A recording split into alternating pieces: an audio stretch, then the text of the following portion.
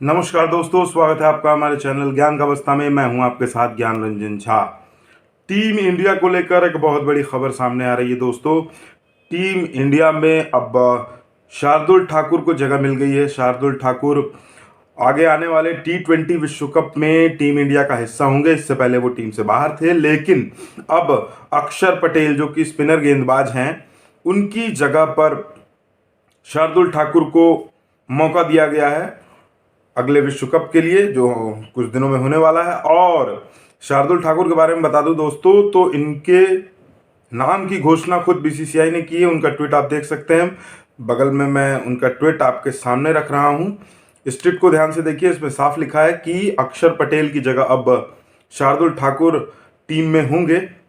और शार्दुल ठाकुर जो है वो तेज गेंदबाज हैं, अच्छा प्रदर्शन हमेशा से करते रहे हैं। आईपीएल के दौरान भी उनकी बॉलिंग हम सब ने देखी, काफ़ी बेहतरीन प्रदर्शन किया था। और अब इसी प्रदर्शन का इनाम शार्दुल ठाकुर को मिला है और अब वो टीम इंडिया का हिस्सा होंगे अगले T20 वर्ल्ड कप के लिए।